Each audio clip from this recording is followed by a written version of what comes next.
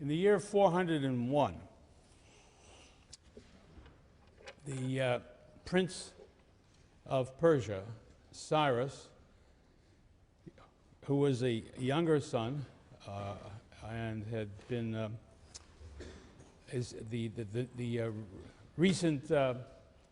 recently succeeded king of Persia, Artaxerxes, his older brother, was in power. Cyrus had always been ambitious for achieving the job of Shah in Persia, and his mother had worked in his behalf, but it hadn't paid off.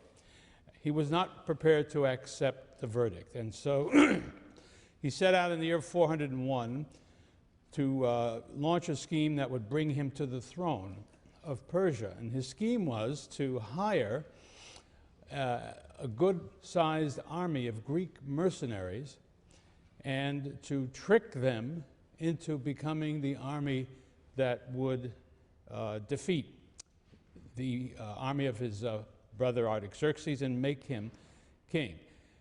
As it turned out, one of the men who joined up on that expedition was an Athenian cavalryman by the name of Xenophon, and he left an account of that experience in a work that is called in Greek the Anabasis, which means the march back.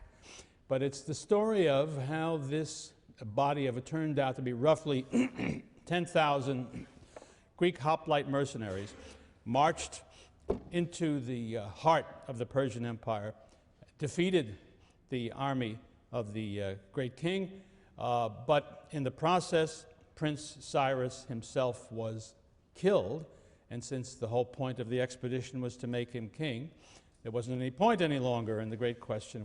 I told you about this earlier in the semester. What should these 10,000 Greeks do? They end up, after their generals are put to death by treachery, to elect new generals and to fight their way out of the empire back to the Black Sea, which was the easiest way for them to get home, and then to do whatever it was they would do.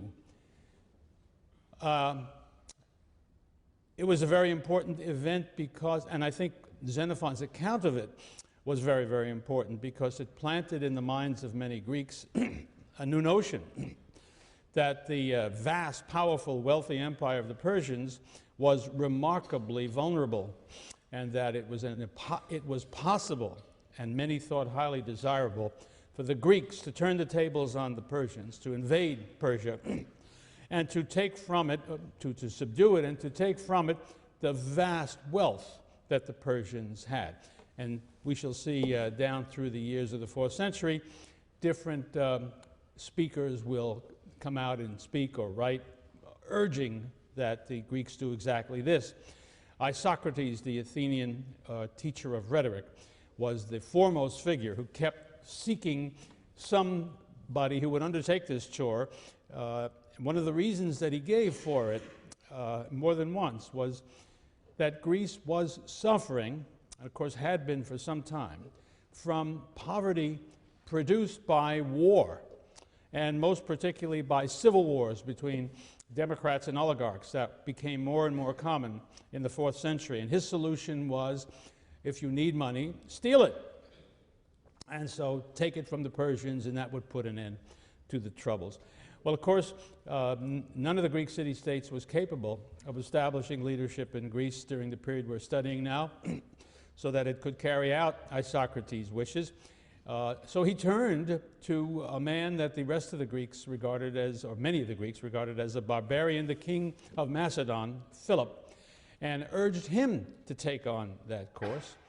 And apparently, whether it was Isocrates or simply the idea itself, Philip himself did intend to do exactly that, to conquer the Persian Empire, but he was killed before he could do it, and the job was left to his quite young son, Alexander, who in fact accomplished it. But we're looking down the road. Let's go back to 401, and there we see this expedition of 10,000 Greeks accomplishing what I mentioned to you. That there could be 10,000 Greek hoplites available for such a purpose I think, as a consequence of the Peloponnesian War. And it shows us how much that war had helped to uproot people and to impoverish many of them, so that the idea of becoming a mercenary soldier for a Persian prince was attractive enough to take them away from home, something that would have been less likely in the prosperous years before the Peloponnesian War. Well, of course, that aside, it is a kind of a sideshow. It doesn't very much affect what is happening to the Greek cities on the coast of Asia Minor, who remain the issue as to what will happen. You remember, these were under Athenian control during the Peloponnesian War, and when the war was over, they were taken over in many cases by Lysander. What was to happen to them ultimately still had to be decided, because the king of Persia claimed that territory still for his own. The Spartans had really agreed to that in the treaties they made with the great king during the Peloponnesian War, but now Lysander didn't see any reason for carrying out those promises. And so there was, at the very least, conflict. And of course, what the cities would have liked best of all was to achieve autonomy for themselves. And they claimed that and regarded the rule either by Persian or by Spartan as improper and something to be resisted. Well, Tissaphernes, the satrap of the region of Lydia and to the west, the ones that included the Greek cities, attacked those cities which he claimed for the great king, but which cities were holding out. Those cities, in turn, because the great menace to them for the moment was Persian, turned to Sparta, the great victorious power, and asked the Spartans to help. And in the year 400, 399, the Spartans sent an army under a general by the name of Thibron, who recruited about 6,000 of those 10,000 men who had marched into the Persian Empire and who still sought service as mercenaries rather than go home to poverty, plus about 5,000 or so Peloponnesians. All of the overseas activities of the Spartans in these years include practically no Spartans. They are just too short of troops to be risking them in overseas ventures. So they use their Peloponnesian allies, they sometimes use mercenaries, and they also use some of these folks I told you about the last time who were neither this nor that. This is the ones that they use on these campaigns are the ones that we are calling neo-damodes, people who had been helots but who were liberated and permitted to fight for the Spartans. And the notion of sending neo-damodes overseas to fight was very attractive to the Spartans because it got them out of Laconia, for one thing, and provided them with soldiers as well. So that kind of army is the one that Thibron is now using to fight against the Persians, who just a few years ago had been the allies of the Spartans for control of the Greek cities of Asia Minor. Now, meanwhile, we have to turn our attention to the sea, and especially to the island of Cyprus. It's a Persian possession, but on that island there are some cities that have a degree of autonomy. One of them it has as its king a man called Evagorus, and he is very ambitious for himself and for the Cypriots, and so he is eager to fight against the Spartans on behalf of, presumably on behalf of the great king, although his motives are not made clear by our sources. A reasonable guess is that he may have hoped by achieving something great for the great king, he might receive back thanks from the great king in whatever form you can imagine. It might be allowing him to rule over Cyprus. It might mean to give him wealth. Who knows? But also, on the island of Cyprus, where he had taken refuge, was the Athenian admiral Conon, who had been one of the admirals at the final defeat at Aegospotami, he had escaped from that battle and had not gone home to Athens. He felt that the air there would not be healthy for somebody who lost the entire fleet at Aegospotami. And so he went to Evagrius, who took good care of him. Conon was a great sailor, one of the very most distinguished admirals in Greek history. And he too now continued his feeling that Sparta was the enemy. So he joined Evagrius in urging the great king to build a navy which would then defeat the Spartan navy, which would by itself rid Asia of the menace of Sparta and be a great thing for the Persians. Conon, I suspect, had some other hopes out of this activity, which in fact will come to fruition. I'll tell you about them in due course. Well, so now you have, the Spartans have their fleet out there, and the king agrees, and he starts building a fleet of his own, which will ultimately be a very large one indeed, some 300 ships, and the king puts Conon in charge of that fleet, which is smart in a way, because Conon is a great admiral. Maybe not so smart if you look at what Conon is really up to. In the face of these activities, the Spartans decided to raise the ante, and they sent an expedition into Asia Minor. Thibron had not done very well, and after about a year, the Spartans replaced him with another general by the name of Dercyllidas, who does better. But there's no decisive victory out there. The war is dragging on. And so they choose to send the new king, Agesilaus, who is the son of Agis, whose characteristics are, among other things, that he was born lame. He probably would not have been allowed to live had he not come from the royal family, but he did. And he grew to be an ambitious, aggressive Spartan king, who I suspect, I mean, cheap psychology, when you have a handicap like that in a society which values physical valor and strength and military success so highly as the Spartans did, you're twice as aggressive and twice as ambitious as an ordinary Spartan. In any case, that was the way Agesilaus turned out to be. Another interesting thing about Agesilaus is that he had been the tent mate of Lysander. And it's hard to believe that Lysander could ever have achieved the eminence that he did, the command that was given to him, had he not been a friend of the young man that people look to as the next king, or possibly the next king. But as yet, Agesilaus was being a much younger man than Lysander. He seemed to be deferential, and everything was okay.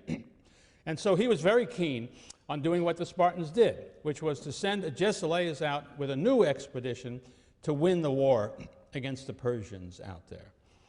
Agesilaus, it is plain, had extremely lofty plans for himself and for this expedition. The way the expedition worked, Agesilaus chose to leave with his fleet from the town of Aulis, which is located in Boeotia. Does anybody recognize the name and think why Agesilaus should have wanted to leave from Aulis? Tell us about it.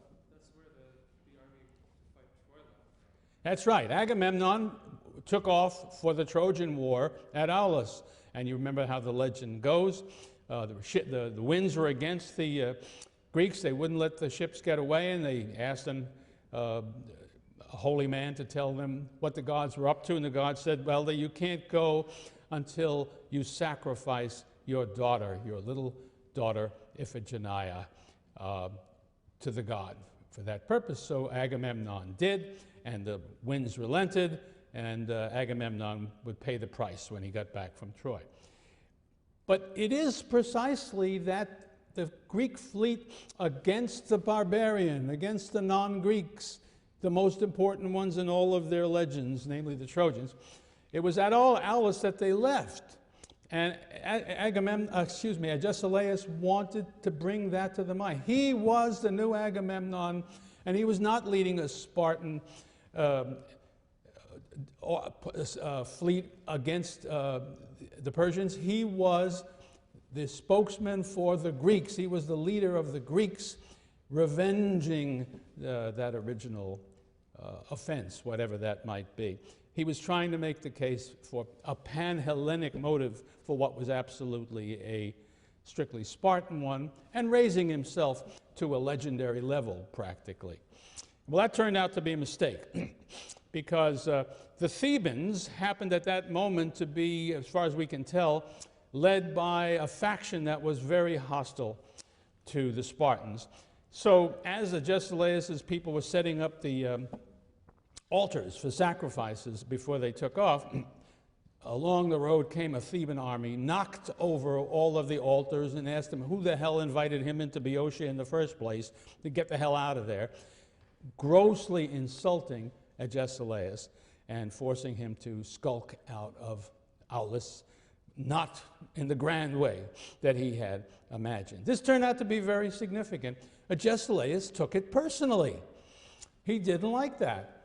And I suppose, well, never mind. I was about to make a bad joke. Let it go. And it had an enormous impact on him, because for the rest of his life, Agesilaus will be hostile to Thebes. And when he could, he would promote a policy of attacking Thebes, of trying to defeat it, to subject it to Sparta, and a whole piece of Spartan foreign policy, which was to be very costly and damaging to Sparta, was the result of Agesilaus' attempt at vendetta against the Thebans. Well, he goes to Asia and begins to encounter the Persians. He does pretty well, as always. Greek hoplites, if they can get the Persians to fight them in a nice flat field, beat them. And he did that on several occasions, but he was never able to bring a large force of Persians to battle so that he could really destroy a good chunk of Persian power in the region, so that the victories were not decisive. They could not win the war. You could win the battles, but you couldn't win the war. At least he didn't. Meanwhile, things turned around against the Spartans from the side that you might expect, that is to say, from the sea. Conon, with the Persian fleet, sailed against the very important island of Rhodes and captured it, and brought it back to, took it away from the Spartans in any case. Where the Spartans went, you will remember, they established oligarchic governments. And in this case, the victorious Athenian admiral removed the oligarchic government, and in its place there rose up a democracy. I'm sure the great king didn't care what kind of a regime it was for the moment. He just wanted to get rid of the Spartans, which he did. But it was, of course, on the Greek scene, it was a great defeat for the Spartans, and it was a challenge to the Spartans. It was obvious that Conon, at least, and who knew what might happen on the part of other Greeks, were going to resist Spartan power and Spartan aggressiveness, and that if he wanted to combat them, he would have to have a navy. And the Spartans set out to increase their navy to meet this challenge. And just to look ahead a few years, as I think we need to at this moment, it was that Spartan fleet that Conon defeated thoroughly and decisively a few years later in 394 at the Battle of Knidos, and which really puts an end for considerable time the whole idea of Sparta fighting at sea entirely. It really means that that approach, remember we were talking last time about the three different possibilities that the Spartans had to choose among, and they chose for a while this thoroughly aggressive one overseas. That's out now. If you've been defeated at sea, you don't have a navy that can challenge your opponents, you can't do it. And as a matter of fact, it will not be very much longer when events in Greece compel them to withdraw their army under Agesilaus and bring him back home. And no Spartan army ever goes back to Asia again. That, we're looking ahead, but the action that caused that was the victory at Knidos. Now, of course, with the Spartans being defeated in that part of the world, the Greek cities that have been under Spartan rule now typically rebel against the Spartan rule.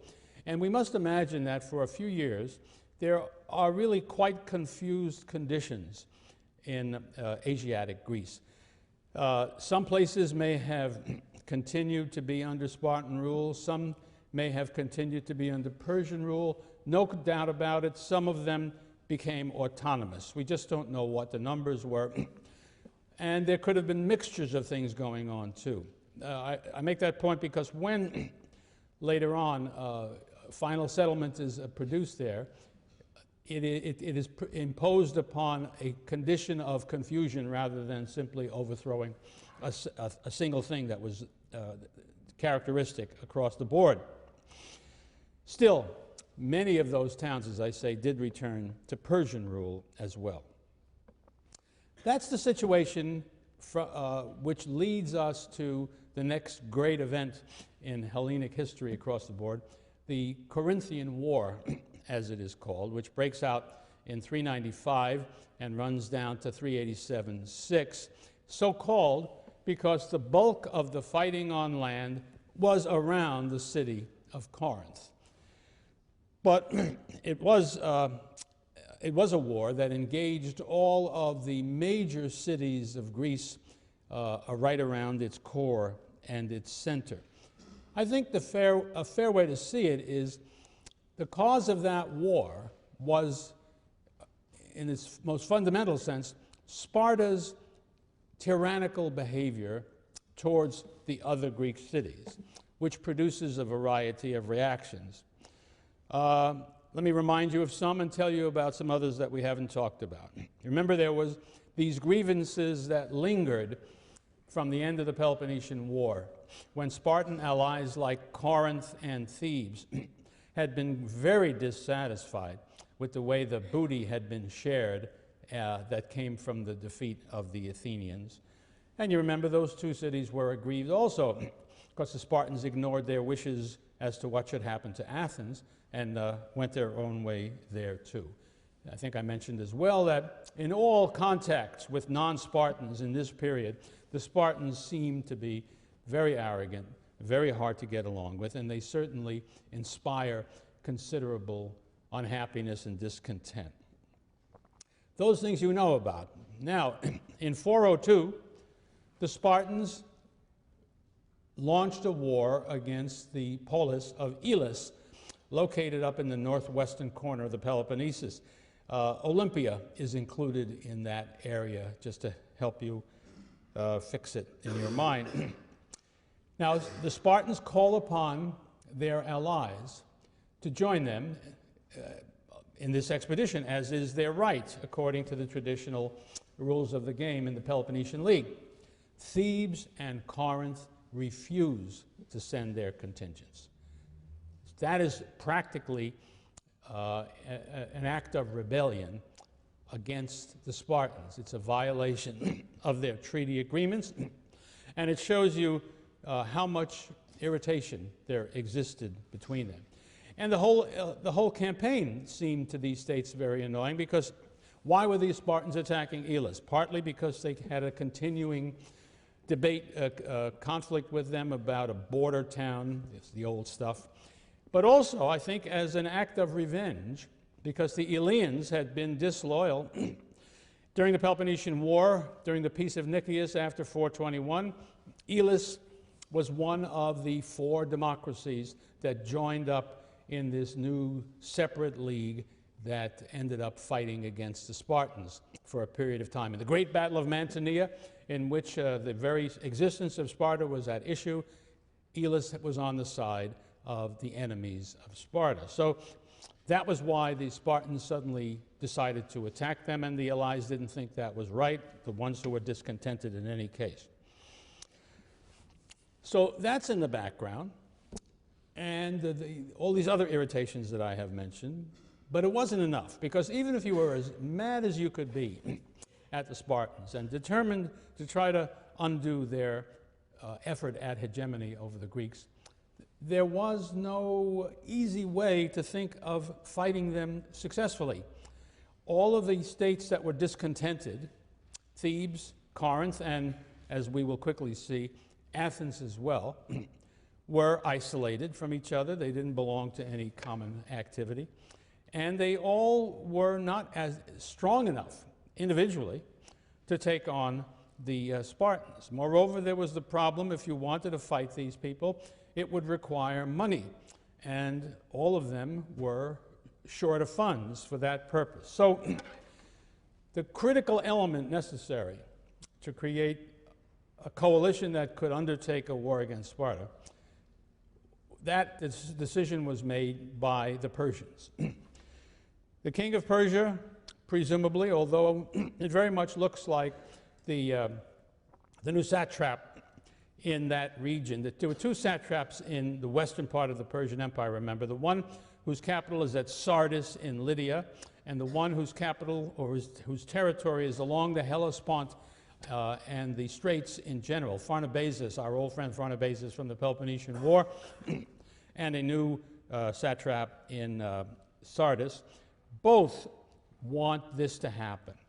And so they find a Rhodian Greek and give him a batch of money and send him to the Greek cities, seeking out those factional leaders who were known to be hostile to Sparta and offering to give them some of the money that he was carrying, which was not in itself a vast amount, and certainly not enough to fight any war, but was obviously a sign of good faith, saying the king of Persia and his satraps in this region are against the Spartans and would like for you to put an end to the things you don't like that are happening in the Greek world, and he will support you with his money.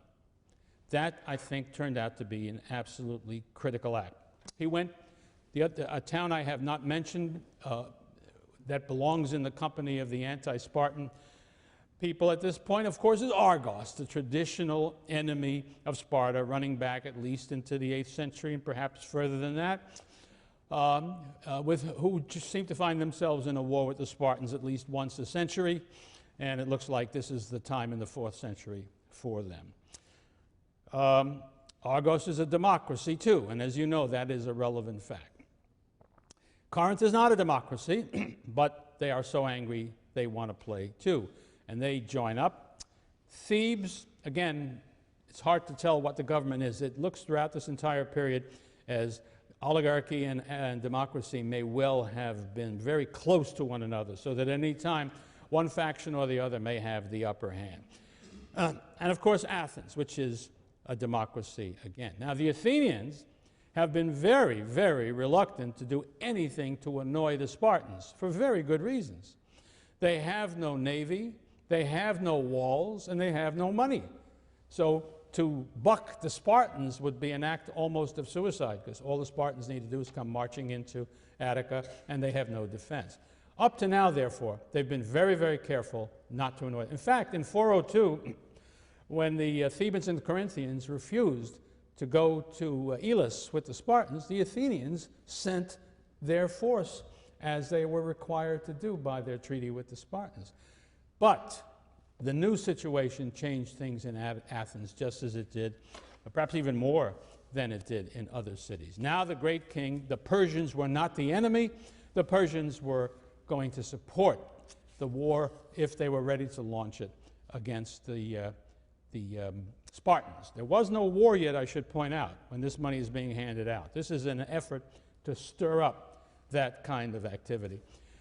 Of course, the enemies of the policy refer to these transfers of money as bribes, and there's nothing in Greek practice or Greek tradition to reject the idea that some of these Persian coins ended up in the pockets of the men that they were given to. But I don't think we really should think of them as bribes. Most of the money was used for the purpose for which it was intended, to help these leaders stir up support for a war against Sparta. It was something they believed in anyway. It was a source of their ability to carry out their wishes. But as I say, the Greeks didn't think there was anything wrong with picking up a few bucks along the way. Now, a war breaks out on the frontier between Phocis and Locris, two towns in central Greece, both of which are quite close to Boeotia, the land ruled by the Thebes. The Spartans, and I think this was probably, well, I'm pretty confident that it was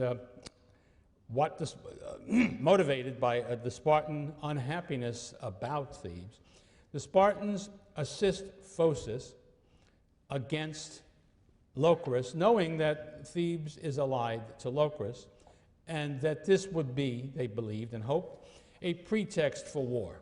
This was their chance to get even with the Thebans for all the things that the Thebans had done that irritated them since the war. So Sparta invaded Boeotia. Their strategy to win this war was that they would invade Boeotia from two sides. One army coming from central Greece, from the region of Phocis and Locris, where they were assisting the Phocians, and another army being sent up from the Peloponnesus itself. They do finally meet in 395 at a town in western Boeotia called Haliartus, where there is a battle, and where, by the way, Lysander is killed in the fighting and removed from the scene. But even before that happened, as it was clear that the Spartans meant to fight the Thebans went to Athens and asked the Athenians for help. And of course, they had a case that was very attractive. First of all, they certainly reminded the Athenians of the role Thebes had played in liberating Athens by giving a home to Thrasybulus and his free Athenians when they were in the position of defeating the 30 tyrants and driving them out. I have a feeling they didn't remind the Athenians about that little congress they had after the war in which they suggested that they destroy all the Athenians and take away their land and turn the whole place into a great big cattle farm. I think they probably didn't remember to mention that. But they had that reason. But more important than that was what they were saying, you have a chance now to escape from your bondage to the Spartans, where the Athenians certainly were, and to reestablish yourself as an autonomous polis, along with us and all the others who want to take away power from the Spartans, which they are abusing so terribly. Now, the remarkable thing to me is that Xenophon, who very likely was there, reports that the Athenian assembly voted unanimously in favor. Well, it's worth pointing out, of course, that the number one advocate of doing that, of joining the rebellion against Sparta, was Thrasybulus, the great hero of the time. That certainly made a big difference.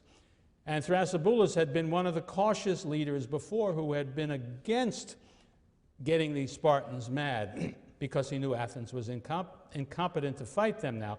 But with the Persian support and with the prospect of forming a coalition against Sparta, the strategic situation had changed, and Thrasybulus now came out 100% for the war.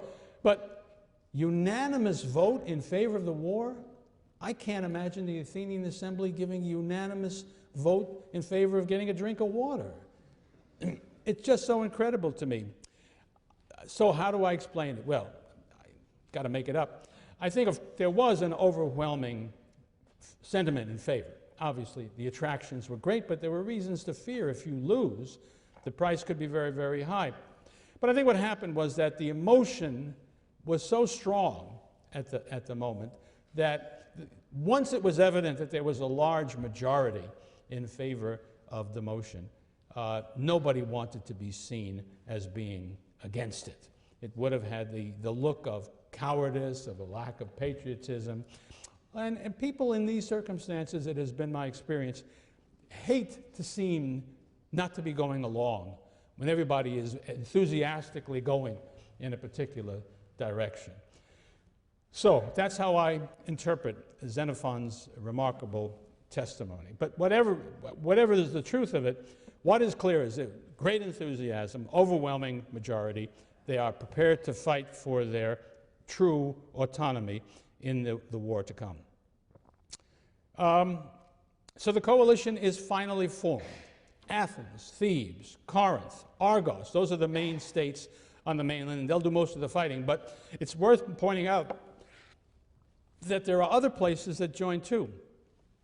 Euboea, the island to the east of Attica, not surprising. They're so thoroughly influenced by the Athenians. That's not a great surprise. But it's interesting that many a town up in the north of the Aegean on the Chalcidice also joined in this anti-Spartan coalition. And likewise, the region in the west on the Ionian Sea of Acarnania also joined, which I think suggests that there was quite a lot of anti-Spartan sentiment in the Greek world at this time, which very often comes about if any state seems to be too strong, too powerful, too much of a threat to what everybody else wants. People tend to cut it down. Political scientists tend to formalize this into the notion of what do you call it? If you join up with the most powerful state, that's called bandwagoning. What do they call it? Bandwagoning. What do they call it if you're against the balancing? That's the word.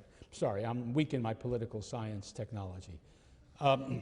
Yeah, balancing is what's supposed to happen. The truth of the matter is that you never can tell which way states will go in these situations, and there you are. But in this case, I'm simply making the point that there was a lot of hostility to Sparta out there, and some people you wouldn't think of joined in this. But it's the big four that really matter, and they do most of the fighting in the war. Well, there's no point in going through the war in great detail. Just a few highlights, I think, need to be mentioned. The largest highlight of all being, how in the world are you supposed to win this war? What is the strategy on each side? And it's remarkable how similar they are. The Spartans want to gain control of the Isthmus of Corinth, it's Corinth and Megara especially, so that they can get out into central Greece and defeat their opponents individually. In Boeotia for the Thebans, in Attica for the Athenians, and Corinth, of course, right there in the Isthmus. The other folks, the big four, want to push into the Peloponnesus, where they can raise up rebellion of the Helots and the Perioikoi and defeat the Spartans right there and strip away their allies in the Peloponnesus. So each side basically has to gain control of the Isthmus and then move forward to carry out the conclusion of the war in their favor. And the bottom line is neither side is able to do it. The bulk of the fighting throughout the years of that war surround the city of Corinth. Walls are put up by the Corinthians, meant to keep the Spartans out. They do so for a great chunk of time. The Spartans can take part of the walls, but they can't manage to take everything and to punch through. And so for all these years, that's what happens. There are some big battles that are fought. There's one in 394, soon after the beginning of the war, at Nemea, which is located to the south of Corinth. It's a very big, tough, standard hoplite battle, both sides having strong armies, both sides fighting well and determinedly. The Spartans technically winning. It's one of those victories where you know who won because they put up the trophy and they were able to collect their dead, and the other guys had to ask permission to collect their dead. But it was another one of these victories that did not have strategic consequences. Neither side had been able to destroy the other. Neither side could now advance into the region that they had to get to in order to make a difference. So that, I think, is the major story of that war. There's another side, another event in there that has interesting consequences for future Greek warfare that deserves mentioning. At a certain point in that war, the Athenians, under an extraordinary general by the name of Iphicrates, had put together a force of light-armed troops, not hoplites, people without hoplite armor and shields who threw missiles at the other side, probably mainly slingers, but they also would have been spear throwers, not thrusters, and bowmen. And these guys could never confront the phalanx in a normal way, and they would normally not even be able to do much harm in an extraordinary way. But what was new was that Iphicrates had trained them as a professional force so they could move swiftly and together as a body in such a way as to be as effective as it was possible for light-armed troops to be against a phalanx. And it happened that Iphicrates was able to maneuver a whole division of Spartan soldiers in such a way that they got stuck in a dead end, in a cul-de-sac, and were absolutely victimized by Iphicrates'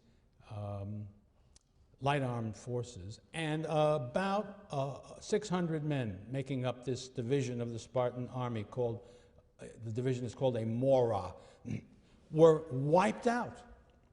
And the Greek world was astonished by this because no such thing had ever happened before.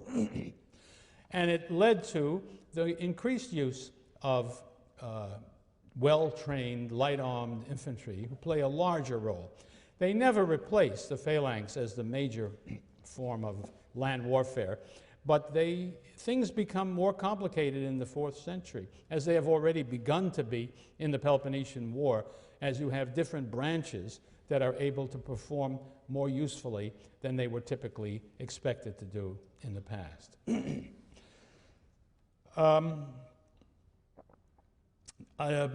Perhaps as big an event as any that occurred in that war was the event I mentioned earlier.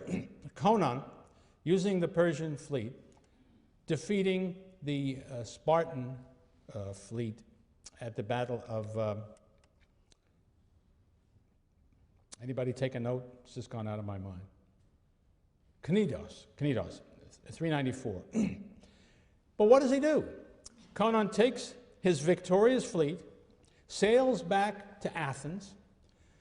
The Athenians have already begun the process of rebuilding their walls, but now with the help of Kagan's men and the money that he carries and gives to them, they are building those walls at a much faster clip, and before the war is over, the Athenians will once again be a walled city with a walled port and with long walls connecting them. In other words, the basis for having an independent naval policy will be in place thanks to Kagan's victory. On top of which, he takes the Persian fleet and goes to the Athenians and says, "This is now your fleet." And suddenly the Athenians have, again, probably the biggest fleet in the Greek world, just like that. Similarly, or rather as a consequence of all this, because for a while at least they are able to dominate the Aegean Sea with these forces and with Kagan around, they regain those famous islands that are so crucial to them, the stepping stones to the Hellespont, Lemnos, Imbros, Skyros, become Athenian-owned again. They also gain control of the sacred island of Apollo at Delos. They also make an alliance with the important island of Chios. And suddenly you have what are the bare beginnings of the reconstruction of the old Athenian naval alliance. You might want to call it an empire. Let me make it very clear that even when they become far more powerful in years to come, they are never able to recreate the old Athenian empire.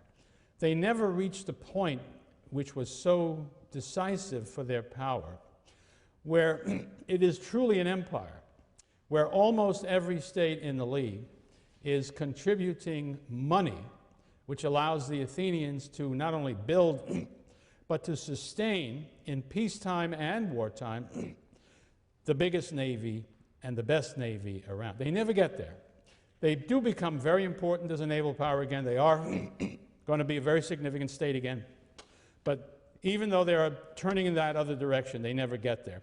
But I think we need to remember that probably there's a very good chunk of the Athenians who regard those days as the good old days and as the natural state of things and as the place to which they ought to be going towards that empire. Certainly a lot of their behavior in the Corinthian War and afterwards suggests that that was a widespread opinion. There was undoubtedly also hostility to that opinion as people look back on the experience, what happened last time, look at the consequences. There were important socioeconomic, political significance of pursuing such a policy. It meant democracy, it meant the naval democracy, it meant the most extreme democracy, and a lot of people's memories, especially those of the rich, were of the mistakes and defeats that that democracy had brought about. When you read Plato, particularly about the Athenian democracy, or even Aristotle, I think you have to remember that these people were very, very critical of what the Athenian democracy had done in the 5th century, blamed the democracy for that defeat, and then that was tied up with their political views in general, that democracy was a very bad, wicked thing. And that should help you understand this very strong bias against democratic government on the part of such people. Another special event in the course of the Corinthian War, which would have some consequence for Greek life later on, during that war, there was a union between the cities of Corinth and Argos. It was brought about by a special emergency situation created by the war in which all the fighting was around Corinth, in which there was terrible destruction of Corinthian property, in which poverty came to be a problem in Corinth in a way that it had never been. There was a topsy-turvy situation. It had been throughout the whole 5th century, back into the 6th century, an oligarchic government, a broad oligarchic government, one that was widely thought to be a good government, and that, so far as we know, was never touched until sometime here in the Corinthian War, when these extreme conditions produced what looks like a democratic faction, which seized power, which murdered the leaders of the opposition in a brutal way. By the way, on a holy day. It was a memorable and horrible event. So it was after that event had taken place that you see this union between Argos, which is a democracy, and this democratic government in Corinth, which is under siege for the reasons that I've suggested. And what they do is they arrange for a new situation where citizens of one state will be citizens of the other as well. So theoretically, if you lived in Corinth and you wanted to go to Argos to sit in on the Argive assembly, you could do it, and vice versa. This is something absolutely new. The idea of anything but a polis being by itself or being on top of other polis, but the notion of there being a sharing of a regime, interpolis sharing of governmental responsibilities is really new. And it becomes more usual in the course of the next century and the century after that.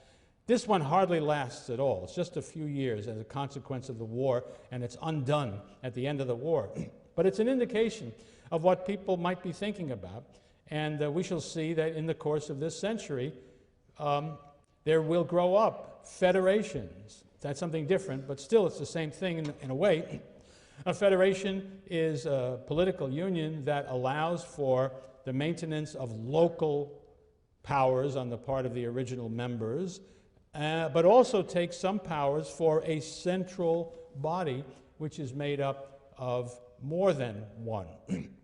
We Americans, of course, have some idea about that. But there was the Arcadian League that came into being, and the Achaean League that came into being, and the Aetolian League, which came into being. And as a matter of fact, our founding fathers read very carefully about these experiments in federal government as they were writing the American Constitution. We have hard evidence about that. The best evidence for those confederations does not occur in our period. It occurs later, typically in the 3rd and the 2nd centuries BC, and the accounts of them are in the works of Polybius, if you're ever interested. So Polybius was a very important figure for the American founding fathers who wrote the Constitution.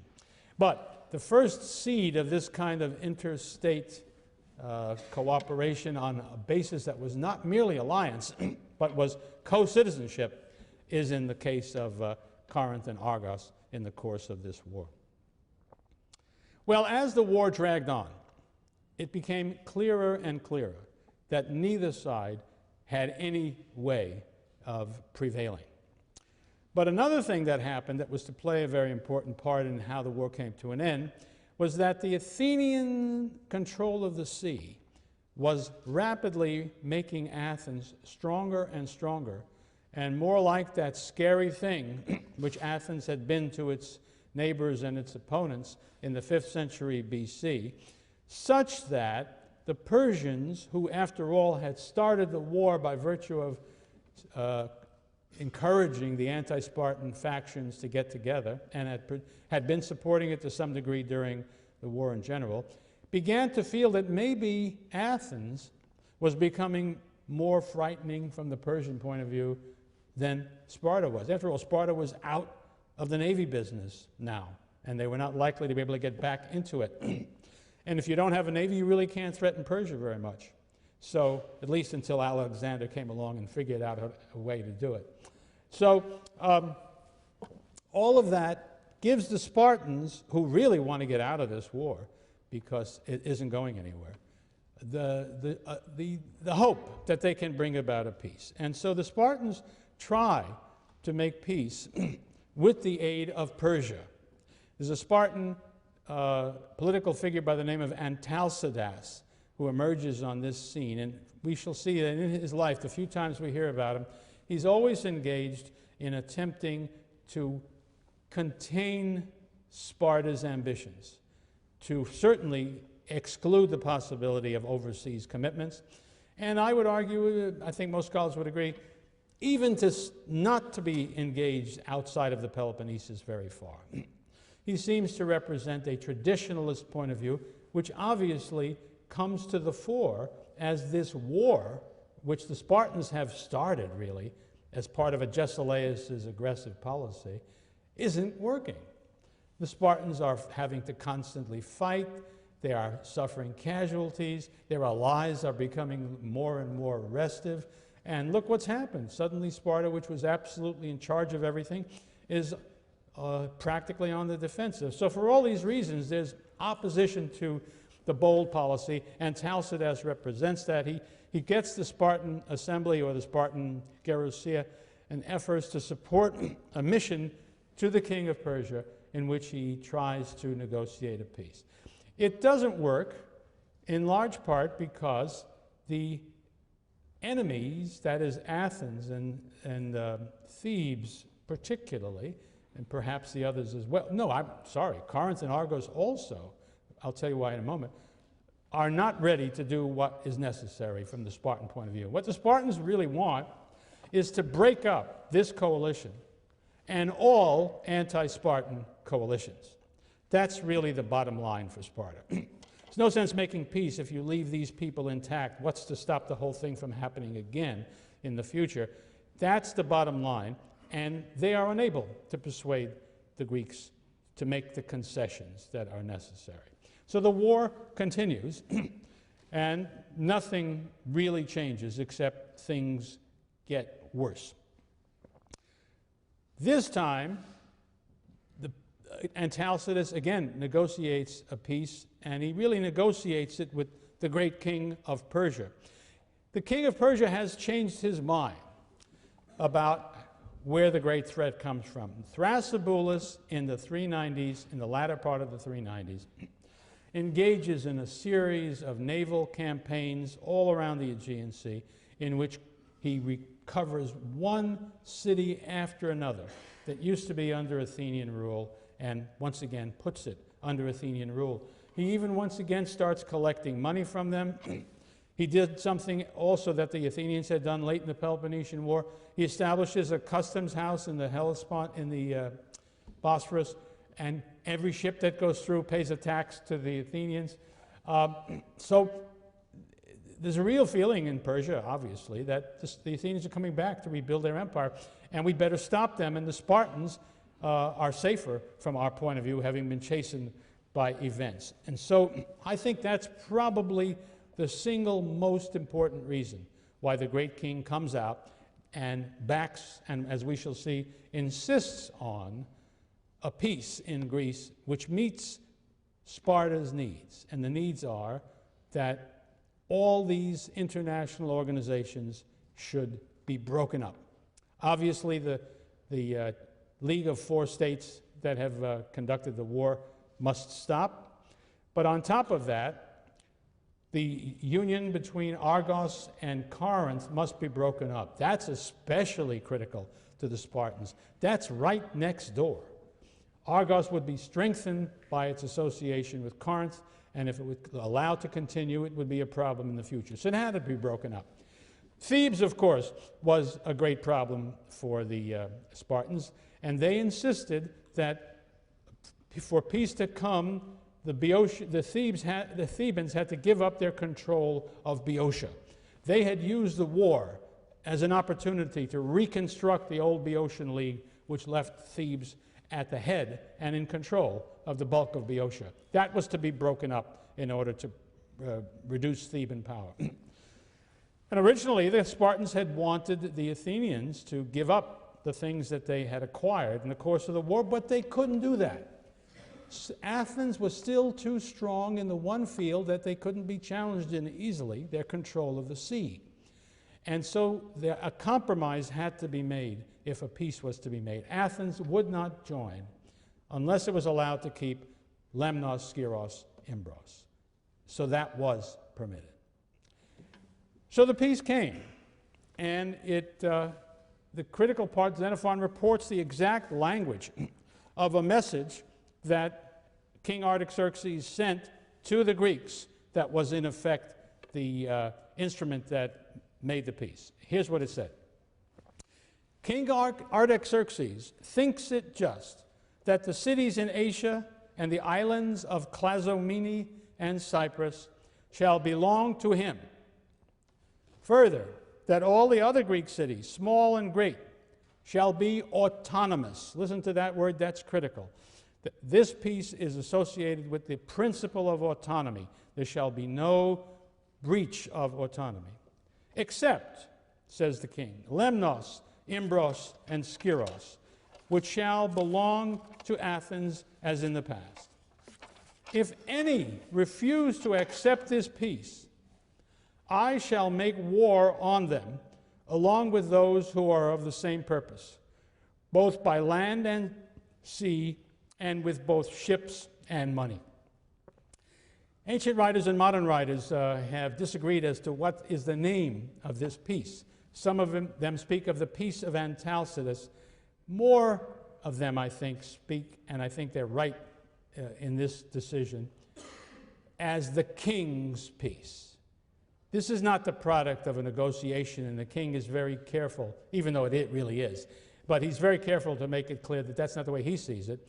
This is a command leveled by the king at the Greek state, saying, this is how you will be. I say so. And if you don't like it, I will beat the hell out of you. That's the message that comes. But of course, the reason he can say that with as much confidence as he does is that his partner in the peace is Sparta. This is a peace that will benefit Persia and benefit Sparta at the expense of everybody else. The Spartans take it as a license to run Greece in the way that they see fit. Notice, nobody says that the Spartans have to break up the Peloponnesian League. That doesn't count as any kind of a violation of autonomy. And so that's the nature of the peace. Among the results are that the Asiatic Greeks are abandoned by the Greek people, by the Greek states once and for all, and of course that means Sparta mainly, until finally Alexander will impose his rule when he conquers the Persian Empire. The Boeotian League is dissolved, Argos and Corinth are split, and Athens loses all that has been gained except for those 3 islands that are mentioned.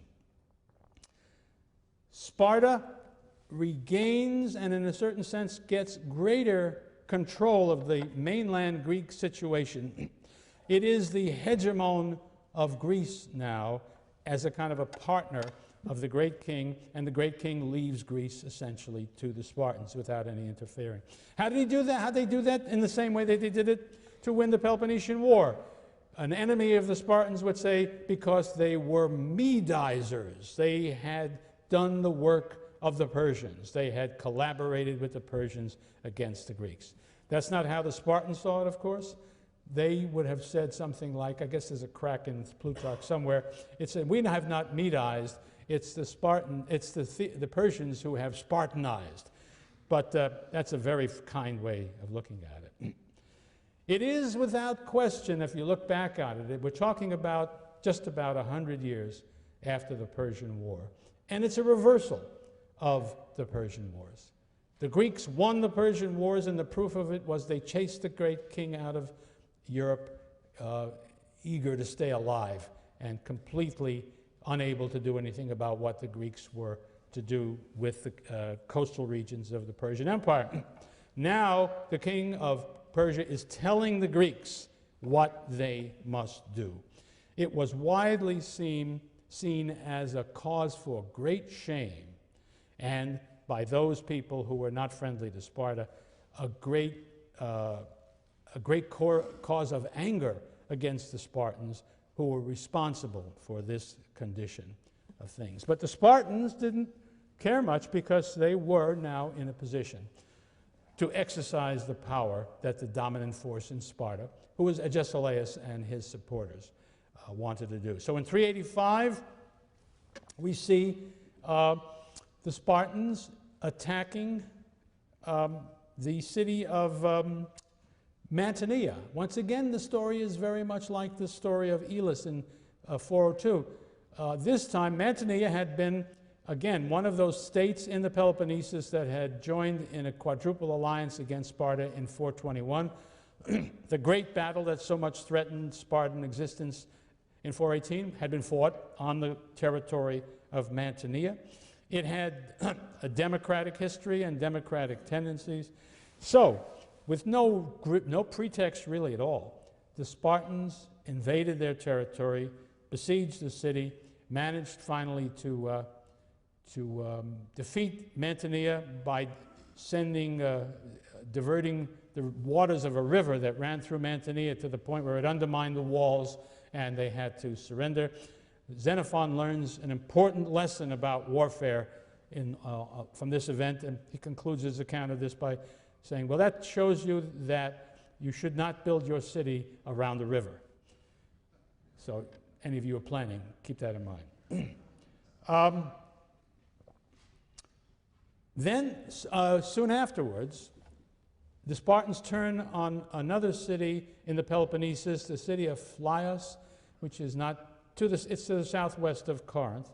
Not a very big city, but not a small, tiny one either. And what it turns out here is that the thing that the Phliasians have done that the Spartans don't like is that they have been a democracy for a part of the time. And King Agesilaus basically removes the government after fighting a war and besieging the city. It was not an easy task. It was expensive and time-consuming, but they finally do establish, they do gain a victory, and Agesilaus puts in a new government made up not just of oligarchs, which of course they were, but they were the personal friends of Agesilaus. If you look at it, historically, it resembles the stuff that, like Lysander was doing at the end of the Peloponnesian War and afterwards, in placing these decharchies of his friends in the cities so that they would not be only pro-Spartan, but pro-Lysander. And here, Agesilaus did the same thing in Phlius, and it's not the only place that he did. And then enormity followed enormity as the Spartan power was unchecked in this period of time. Up in the north, the city of Olynthus in the Chalcidic Peninsula was gaining control of that peninsula, basically establishing itself as the hegemonal power over cities in that region. In 383, a couple of cities up in that region came to Sparta complaining of what the Olynthians were doing and urging the Spartans to defend them and to undo these things, using as the basis for their appeal the king's peace. This was a violation of their autonomy. The Spartans were to be the upholders of Greek autonomy according to the king's peace, and so they ought to send a force up. And the Spartans did so. And in the course of that war, which lasted from 382 to 379, they defeated Olynthus, dissolved the Confederacy, and destroyed any notion of a league other than the Spartan League. But there was an event that was connected with that movement up towards the northeast, up to the Chalcidice, which was the most famous, I think. There's a small competition for a couple of events, but one of the most famous anyway in this period, illustrating the arrogance and power of the Spartan hegemony. A Spartan force was sent off ostensibly to reinforce their Spartan army up there in the Chalcidice. It was led by a general named Phoebidas. As he was moving north on a route that would not have been the normal route to take, a route that took him right past the city of Thebes, he camped out at night, and on his way there, he was contacted by an important official in the government of Thebes, an oligarch, a friend of Sparta. The next day, the Spartan army seized the Acropolis of Thebes, which is called Academia. They did so on the day, a sacred day, a holiday was being celebrated. Everybody was in the same shape people are on a holiday. Nobody was ready. They took the city. The enemies of the dominant party that had invited the Spartans in were put to death if they could not flee successfully. The Spartans left a garrison on the Cadmea and took control of the city and had their stooges run the city thereafter. Now, this had not been determined by the Spartan assembly. This was not the consequence of a policy decision that the Spartan officials or people had made. When Phoebidas came back to Sparta, he was put on trial.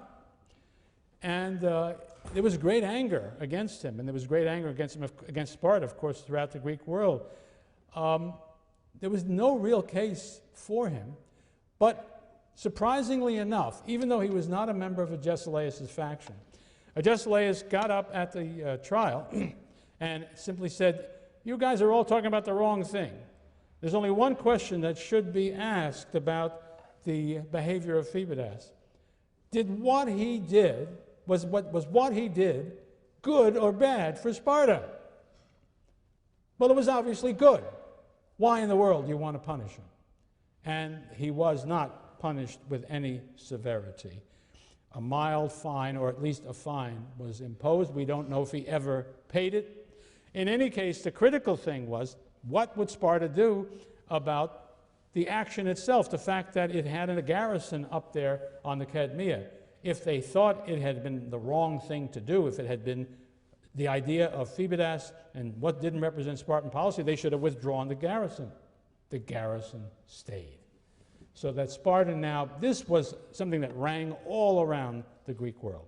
This was the worst thing anybody could remember. In peacetime, with no allegation of cause, they had simply seized another city, an ancient city, a great city, and they refused to back off.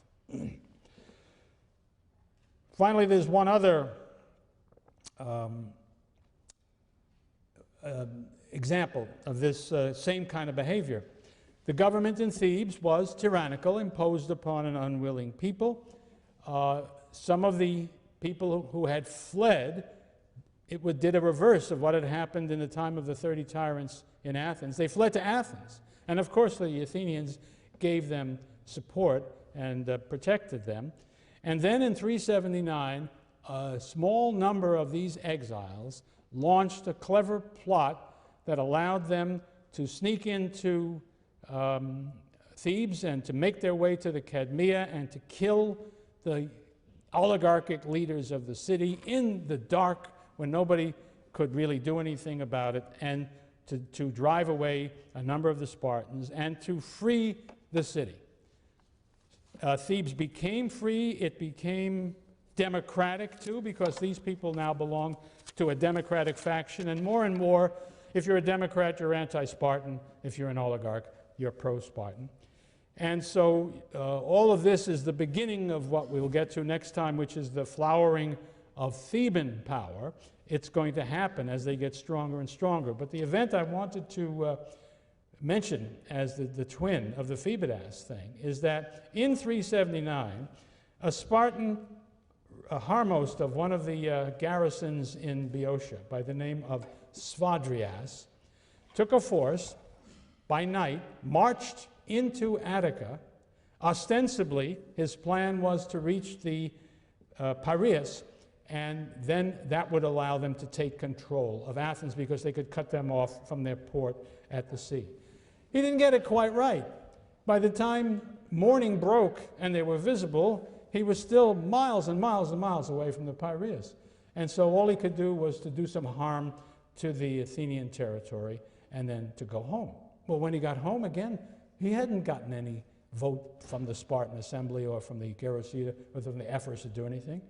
Another thing that he had apparently done on his own. So there was another trial. And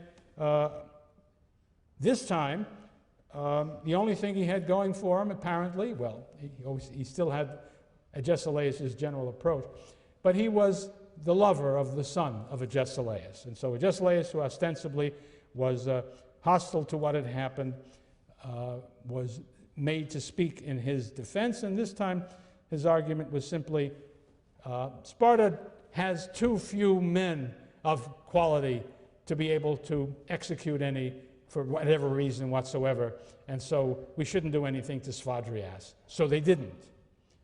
And that was yet another signal, and it had fantastic consequences in Athens.